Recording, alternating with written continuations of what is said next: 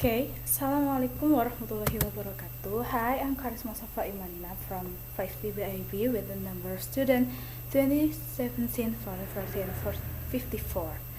In this occasion, as a final exam of history of Islamic education, I will explain about some question that talking about history of Islamic education. Okay, and the first one is history of Islamic education concept. The topic of history of Islamic education examines numerous significant occurrences, particularly those that occasionally happen in the field of Islamic education. The history of Islamic education serves as a science, a model to follow, a model to deviate from, a model to reinforce Islamic identity, and a model to avoid. In its scope, Mustang Baba mentioned theories and concepts such as vision, missions, goals, curriculum, teaching, and learning processes, and other elements that are components of the formulation and design of Islamic education. The second includes all theory and application pertaining to the actual practice of education is by Nur Muhajir in 2017.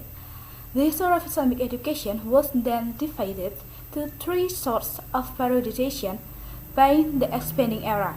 The first is periodization, which, in accordance with the ruling Khilafah, describes the transition of authority in Islam from the Prophet to Western colonization, the last is the period of the nation-state. The second periodization is one that generally reflects Islamic civilization, so the classical, medieval, and modern are mentioned. Periodization, which relates to the caliber of Islamic education as a whole, is the third. A period of Islamic education, a period of laying the groundwork, and early stage of development, heyday, a period of stagnation, and a period of rejuvenation resulted from this paradigm. It's by Ashari in 2018. Okay, let's go to the second. It's about similarities and differences between history and historical science. The origins and meanings of words are comparable in history and historical science. Specifically, the word wood tree is sajaratan. History is defined as a series of interconnected events that change through time. History, on the other hand, is defined as all historical occurrences connected to human life that occurred in the past. This sets is apart from the science of history, which is regarded as a discipline that investigates past events using all the tools and theories available for investigation, interpretation, and analysis. And the third is about Islamic education in Patani, Thailand. The first is Al-Quran education, which takes place at mosque and the homes of teachers known as Tok Guru. Is the first step in Islamic education in Patani, Thailand. After the Al-Quran was in high demand, Islamic boarding schools that taught religious knowledge began to appear. Graduates of Islamic boarding schools hold significant position in society, particularly as authorities in the religious sector. The Thai king at the time started requiring formal schooling at the end of the 19th year, or more precisely in 1899. As a result, there is now an Islamic boarding school that has been somewhat modified.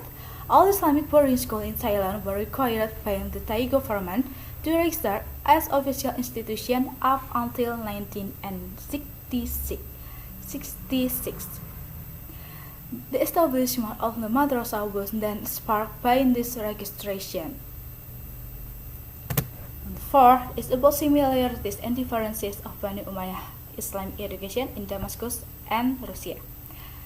As we know, the reign of the Umayyad became one of the heydays of Islam, especially in the field of education. During its journey, the Umayyad powers had experienced a transfer. This did not have a bad influence on Islamic education at the time. However, it cannot be denied that this change also brought a shift in the scholarship studies in each era of the Umayyad dynasty.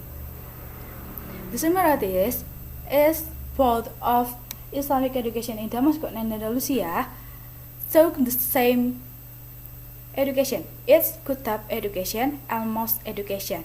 And for the differences, in Damascus, they studied the science of Quran, Hadith, and Fiqh. Meanwhile, in Andalusia, they studied language, literature, music, arts, and skills. And last but not least, is about NU Muhammadiyah and Al-Irsyad Islamic education models. The first is Nahdlatul Ulama, has an independent education system. Islamic boarding schools or educational institutions were established and developed directly by NU clerics and are a combination of the spirit of movement and the necessity of self-organization. Second is Muhammadiyah. In developing its education, Muhammadiyah adopts two forms of education system, namely the pesantren system and the Western education system. Islamic boarding school system that teaches religious science and Western education that teaches general knowledge. And the third is Al-Irsyad. Initially, the Al-Irsyad Foundation established educational institutions as a means for Arab citizens living in Indonesia to continue to receive the same quality of education as their Arab brothers. However, eventually the regulation was abolished and now all people can receive the same education. In general, Al-Irsyad education is a means of forming character, aspiration, and will and directing them to the true teaching as outlined and in the Al-Quran and Hadith, so that it appears that Al-Irsyad reforms have an important meaning in accordance with the main lines of Muhammad's concept.